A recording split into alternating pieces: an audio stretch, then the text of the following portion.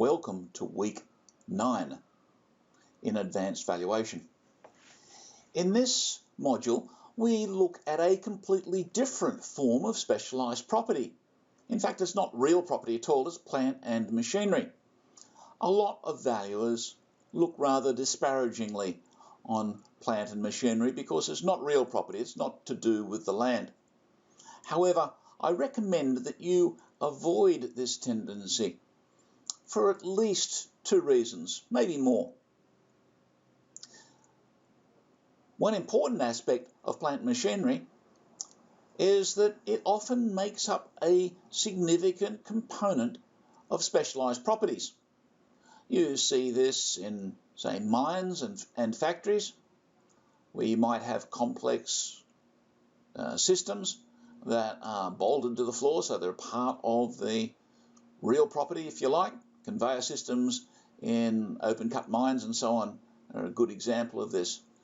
HVAC systems in large and complex buildings, the type of machinery or plant which is associated with hospitality and, say, hotels, and even the complex baggage and passenger handling machinery that you find in airports and so on. All these are significant, and they're a part of the specialised valuation of those specialised premises. So it's useful to be familiar. A second reason is that plant machinery valuation can be very interesting, and it can convey a deeper understanding of how valuation and value works. And so by involving yourself in some plant machinery valuation, it will help you be a better property valuer. A third advantage or attraction with plant and machinery, at least taking an interest in developing skills in the plant and machinery area, is that it's often a fairly well remunerated aspect of the valuation profession. And so don't shy away from it because you think of it as the area, with plant and machinery auctioneers or something. There's a lot more to it than that. There's a lot more to be learnt, and there is a valuable contribution to your career and your skills as a valuer. So I do recommend that you look at this aspect of valuation seriously, and in your professional development, take opportunities to get your head around the way that plant machinery valuation works.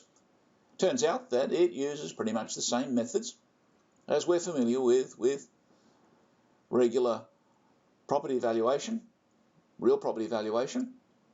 And so there's a certain familiarity, but the cost approach is taken a bit further. Depreciated replacement value is important.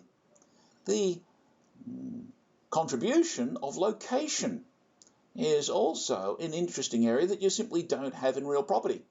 If something is in a particular town, you're not going to be able to move it or consider directly the implications of its location. Whereas in plant and machinery, let's say in large mining equipment or what have you, if something is for sale in South Africa, you might be interested to buy it.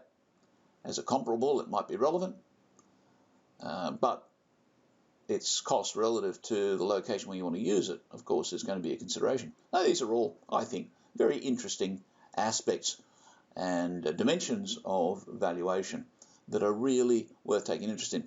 So as you go through your career, I recommend that you take opportunities to be involved in plant and machinery valuation. Like all areas of valuation, it's far better to learn the practicalities and deepen your skills with a mentor working under an experienced valuer in this area, and this is definitely no different. But if those opportunities appear, I would strongly recommend that you look into taking them.